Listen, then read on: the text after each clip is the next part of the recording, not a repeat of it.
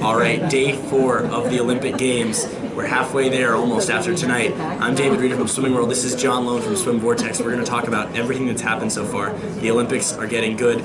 4 races last night, 4 races every night. We've already seen 6 world records go down, or world records in 6 different events, I should say. John, let's talk about what we've seen. Let's start with the 3 world records in 3 straight finals on night 2, starting with the women's 100 fly. Sarah Sjostrom looked just so strong in that. She was really aggressive in a way you don't normally see from Sarah. This was a world record I think we've seen coming for a few months now, the way she's redefined this event. Back in 2012, Dana Vollmer wins gold medal, goes 55.98 for the first sub-56 swim. You're thinking, wow, that thing could be out there a while, and Sarah is now taking a half a second off of that world record. And just to be as consistent as she's been going sub-56, I think it's about 5 times now in her career, she's just put a chasm between herself and the rest of the world that really is unbelievable. And Vollmer's the only other person that's done it. She did it once. Also, Vollmer did get the bronze in that race, but getting the silver was Penny Oleksiak from Canada. We'll discuss this in a minute, but the Canadians are swimming really, really well this week here in Rio.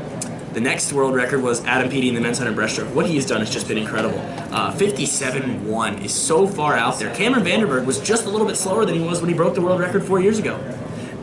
It's amazing that when you now look at the history of this event and the arc of times, Peaty is now over 1 second faster than the number 2 performer in history. That's stuff you'll see here and there in a 200 or 400, obviously. Never 100. But in a 100, that is it's almost beyond reason. And he's just, his turnover rate is amazing. He's not even a great starter, but once he gets rolling, the momentum he builds, it's a freight train coming down both, up and back down the pool. Kind of wish he had that 200. You could see what he does in the 200 meter distance, but Britain just so good in that event. It's Andrew Willis and Craig Benson for the Brits. The other world record on that night was, of course, Katie Ledecky going a 3:56. We'll talk a little bit more because Ledecky and Sjostrom will clash tonight, but 3:56. I mean, we kind of joked about she's going to break it by a lot, but I don't think I expected that until I saw the time. Yeah, I think a lot of us figured, all right, somewhere there'll be a 3:57, but as she keeps going through each lap, you see the world record line getting further behind her, and she never fails to amaze. But 3:56, Tim Shaw, just one of the great American distance swimmers of all time. That's what Tim Shaw was swimming back in like 1974 era. And that's just unbelievable that she's on that kind of pace now. And the momentum she's carrying into the 800. I mean, if you're at 3:56 for 800, God, what is she going to go there? 8:03, 8:04. It's unbelievable. And may as well, since we're on the subject, talk about the 200. What can she go in this 200 freestyle? Because Sjostrom's going to be tough. Yeah, I mean, this is the one that obviously everybody thought if she tries to match Debbie Meyer, 1968, the only person to ever win a 2.48 or any 3 freestyles even in any Olympics. This is the one we knew that was going to be difficult.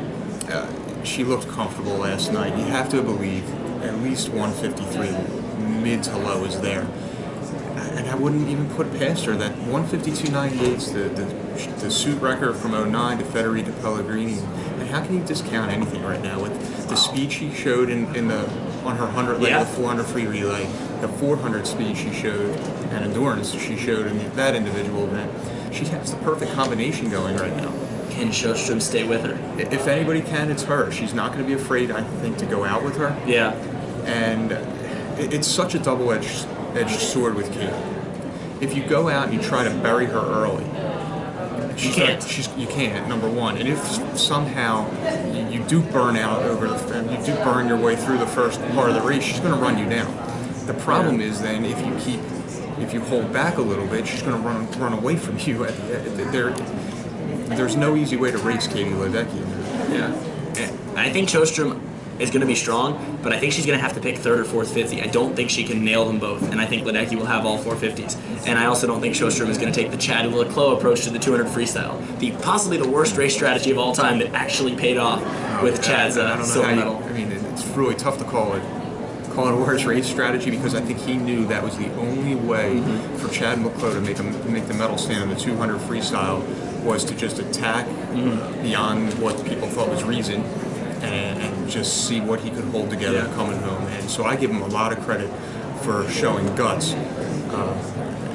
and embracing a method that seemed suicidal that Somehow worked, yeah. kind of worked and was beneficial. Not a ton of surprises aside from Chad in last night's finals. Sun Young taking the win in the 200 free, which did look better than his 400 all week. Katinka Hozu in the 100 backstroke. Kathleen Baker continuing a really excellent Olympics, getting second over a tie for bronze, but one of them, Kylie Massey from Canada. Men's 100 backstroke, Murph doing what he's been doing, finally coming through in the biggest race, and that was not unexpected, but still a big swim. And then obviously the big one, Lily King getting the win over Efimova in the 100 breaststroke. Start with Ryan Murphy. He set his first NAG record, his first national age group record, I think when he was 10. And he took down Aaron Pearsall's 13-14 record in the 100 back at one point.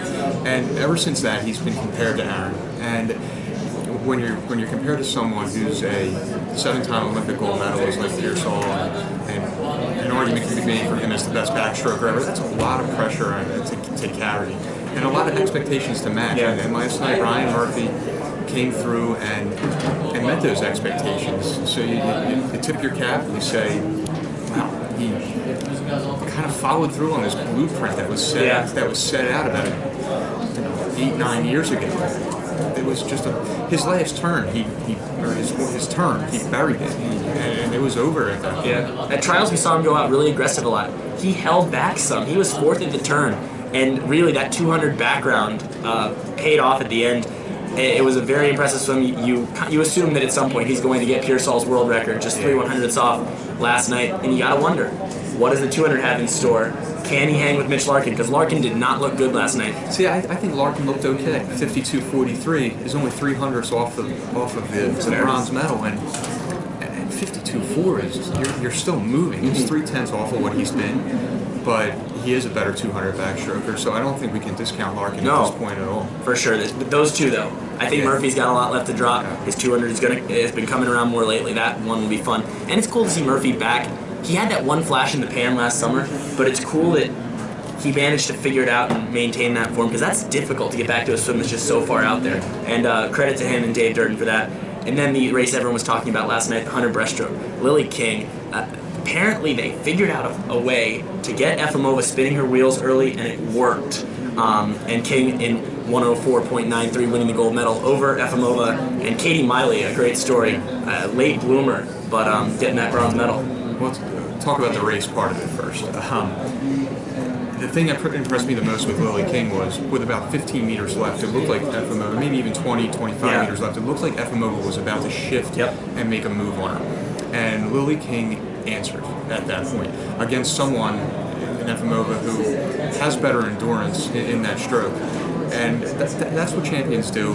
To go under 105, it's territory that's not been visited by a lot of women, never before in Olympic circles. Only 2 in the textile suits, King and Rudiment Militite, And just amazing that she answered when she had to after the accusation, or not the accusations, but the discussion she embarked in terms of her feelings about Efimova even being here, her doping cases in the past. And it's carrying a lot of baggage with you, but to be able to block that out, focus on the task at hand, much credit. And then what she did afterward, by making another plea for clean sport, not just swimming, but clean sport. She showed so much more wisdom beyond 19 years, and I knew that's a cliche, but... No, she didn't seem 19. You don't see someone doing what she did, speaking out like she did when you're 19 years old, and that was, I think, what was the most impressive. Meanwhile, as you probably can tell, the United States has been doing rather well lately. Already 4 gold medals. They've won a medal in every single race so far, except for the men's 400 free, and they've doubled up twice. For those picking doom and gloom for the United States, it has not been that, and it was sparked really by that 400 freestyle relay on Sunday night. Michael Phelps with that big leg. Caleb Dressel got him started on the right foot. They made the right decision to go with Ryan Held and then Adrian. It was, it's been cool to see that momentum shift. 14 gold medals through 3 days. Medals total, not golds yet. No, 14 medals through 3 days is just an unbelievable total. Puts them on pace for 30 plus. They're probably looking at 4 tonight, 1 in each of the 4 finals. Agreed. And so, assuming that happens, and it would really honestly be surprising if they don't come out of there with 4 tonight.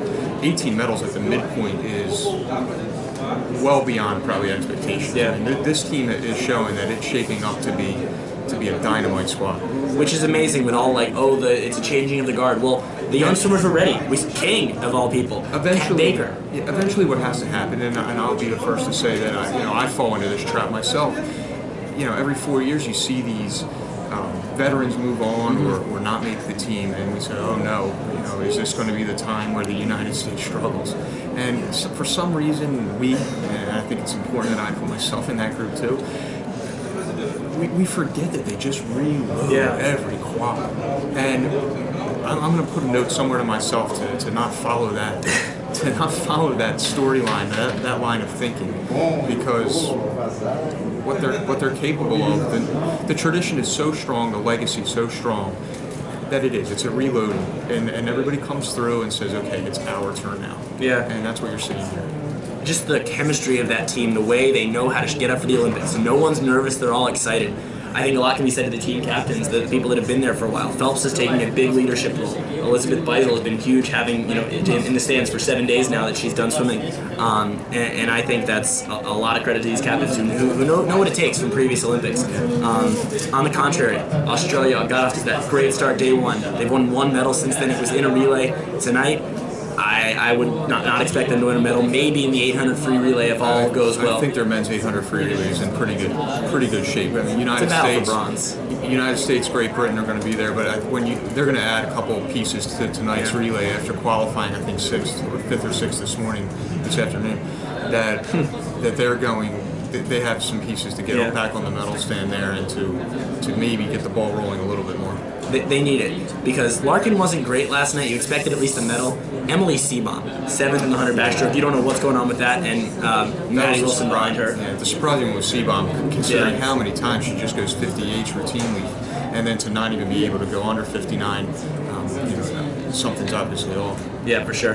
And then the other hot team right now, like I've been mentioning, Canada, did not win a women's medal for 20 years. Bronze in the medley relay, a silver for Alexiak in the 100 fly, and Massey ties for the bronze in the 100 backstroke. They're swimming well, and I think we have to talk about their women's medley relay potential, John, because they're going to have Massey, Rachel Nickel, who was in the final 100 breaststroke, Penny Alexiak, and a freestyler, either Taylor Ruck or Chantal Van Landeghem, and that has medal potential along with the U.S., which you'd probably say has to be the favorite at this point with the struggles of Seebohm and the Australian breaststrokers, and China and Australia. It's amazing how the dynamic changes so quickly once you get to the games. It does. But as you start seeing the individual performances fall into place, you get a better picture of where the relays stand, and Canada definitely has done the vaulting up the possibilities chart with Australia getting knocked down a peg or two from what was favorite status. Yeah, definitely watch out though for China. They've had a lot of people right there. Fu Yanhui in the 100 backstroke did tie with Massey for the bronze, so we'll see. But those 4 teams, I'd be shocked if it's anyone else in that relay. Let's look ahead to tonight. We've already talked about the women's 200 freestyle, that showdown between Ledecky and Sjostrom. Federica Pellegrini, probably the only one who will be close. I'd be shocked if the medalists are not those 3. Yeah, agreed. Pellegrini, I think, is definitely in the bronze position. I don't think she can go out with them. If she does, and she finds a way to hang with them, she is dangerous over the last lap. But I think this is a 2-woman race. Always is dangerous, Pellegrini. The men's 200 fly. I didn't see the semifinals last night, but the talk is about Michael Phelps and Chad Leclos. Leclos tried to show him some moves in the ready room, and Phelps was making faces in not happiness. I don't understand what Chad Leclos is trying to accomplish here. Look, if he wants to do his little shadow boxing routine in the ready room, okay, have that. Do it over, but why would you do it in what clearly was intentional close proximity to Phelps? Then move over and shake your legs out even closer, a couple inches away, as Michaels has this scowl on his face, like you knew it was ticking him off. And then so you go back to last year when Michaels at Nationals, Leclos at Worlds, he talks a little bit of trash. And Michael answers back. There's a saying, it's a cliched saying, but it's the truth. Don't poke the top. People have been saying that about Phelps for so long. The Cabbage era, the French in 08. This is a guy who feeds off of motivation, who feeds off of slights, who feeds off of anything he can turn into a boost for him. And Leclos giving him the fuel. It's stupidity, to be quite honest. And there's no other way around it. I think we expect the medalists will be Leclos, Phelps, and Laszlo Čech, who's looked okay, not as good as he did at Europeans. I thought he would look better yesterday. I'm telling you, his Hungarian teammate, the young kid, Tamás Kinder, is not out of this thing. He was 153 yesterday. Who's going to win this thing? A guy who's won 19 gold medals, 23 medals overall. Yeah. I'm not going to be a moron and sit here and vote against him, I'll tell you that much. Phelps has that feeling that he had in San Antonio last summer when he was so good. I think he's going to win gold tonight. I don't know how close it'll be. I don't know where Leclos is going to be. Tight. Is Leclos going to do what he did in the 200 free? We'll have to wait and find out. Other individual final tonight, the women's 200 IM. Siobhan Marie O'Connor has been a revelation. We knew she was good. I don't think we realized she was 207 mid-good. Yeah, it was very impressive swim for Great Britain. Has to be feeling really good about what she did there. That's a time that pushes the textile best outside of Katinka Hasu's otherworldly world record. O'Connor's definitely put herself in the silver spot. Nobody's touching Hasu tonight. And the question is, does she get her world record of 206.12? The schedule is a little different. When she went the 206.12 at the World Championships, if she hadn't on the 400 IM. The 400 IM was on the last day. But still, that you figure she can be into the 205s, which it's crazy to think. That is a mind-boggling number. And I think everyone pretty much thinks the same thing about this. Hosu will win, O'Connor will get second, and Maya Dorado looks good for the bronze. She was a 208 She was a 208 last night, and swimming next to O'Connor looked like she was getting crushed. Mel Margalis has swam well. She was under 210 for the first time in prelims, and that was cool to see. But I think we both like Dorado. She's having a great meet and probably in position to walk away from here with 3 medals with the way everyone's looking right now. I don't think there's much mystery to the medalists in this one. Yeah. It would be a surprise if it's not Hosu, O'Connor, and Dorado on the podium. Yeah. And the men's 800 free relay will finish off the night. The U.S. is going to put on Connor Dwyer, the bronze medalist in the 200 free, and Townley Haas. Haas looked good in the He was good. He was solid. And probably Phelps, with the way he's been looking, but the splitting 47-1 on the relay the other night. And then I think it'll be Lochte. He was a little 200 slower than Jack Conger this morning, but he has a very slow reaction time. 700s off of Conger this morning, but he looped through the finish in his prelims. So if he had pushed the end of that, he would have been the better split. The question is, I think it's twofold. Number one, how much do they look? Do they look at it and say, we have this relay, let's conserve Michael? The flip side of that is, if Michael's one of the 4 fastest, and based off of his 100 freestyle time, I think he's going to be. What he's done for the sport, what he's done for USA Swimming, you give him the run at it to put your best relay out there. It'll be very interesting when the start lists are, with the lineup orders are released, if Michael's on there, and then what they do between Lochte and Conger if Michael does get the spot. Someone compared it to Ryan Held getting the spot over Anthony Irvin on the 400 free relay. But in this case, Lochte's been so dependable for so many years. Yeah, that's the other part. If he's on this relay, that would be I'm trying to do the math here, 13th straight year that Ryan Lochte has swum on the American 800 free relay. It would be him pursuing a 4th consecutive Olympic gold medal in that event, which is a tremendous honor. And Jack Conger has years ahead of him. He does. I think the Brits will be all right. They're going to put James Guy on, and they had some good splits in the morning. Duncan Scott was terrific. Duncan Scott had a 48-0 in the 100 free and a 145 split. He is looking good. And I think they're okay for second because Guy was a little better in the 200 free final last night, getting 4th. But I like the Americans and the 703s. I think they'll get down to the 703s. I see the U.S. in the 701 range. If everything really aligns, maybe they could go 7 double up. Honestly, I wouldn't be that surprised. I think a 7, maybe under 7 minutes might be a little tough. Again, a lot of it depends on, okay, is Phelps on there, and if so, what does he have up his sleeve? 47-12 split off of the 400 free relay leads you to believe that he probably has the potential to do a 44, 144. However, it is an hour 5 minutes after the 200 fly final. For Michael in the past, an hour was a neon. Now that you're 31 years old, you need the recovery time more. So it'll be an intriguing night from the setting of the lineups to how the evening finishes with that relay. Lineups should come out at about 9 p.m. local time. That's 8 o'clock on the East Coast of the United States. Finals start at 10. There have been some late nights. We've been there late. John was there till how late were you there last night, John? We walked out of the swim venue at 4:15. I don't know how he's surviving right now. Credit to John Lone, the real the coffee machine, you can say right now. With Never had a cup in my life. Oh, really? You wouldn't know. Off 2 hours of sleep, I would not have this kind of energy. As you can see, we're here in the main press center. You can hear some of the different languages being spoken around us. Got journalists from all over the world, all different sports. This is a neat setting. It's an amazing dynamic. This is the third one of these I've done, and you never take it for granted. No. It never gets old. And what you just said about it, you walk around and you hear these different languages and the different approaches that journalists from Asia have, from those from Europe, from South America. It's for us, it's a lot of work here, but it's a work in a way that if you're not enjoying it, if you're not taking this and making the most of the experience, that's your own fault. Yeah. John went to see handball and judo yesterday. I checked out diving, which was pretty cool to be at a different pool, I suppose. The plan is for a little fencing at some point tomorrow. Yeah, well, we'll see. We're only doing these every other day, so John has the afternoon off tomorrow. I would call it an afternoon off. I'm squeezing in and out. John, it's been fun. Thanks for doing this as always. Enjoyable. Again, John Lone from Swim Vortex. I'm David Reeder from Swimming World. We will see you on Thursday.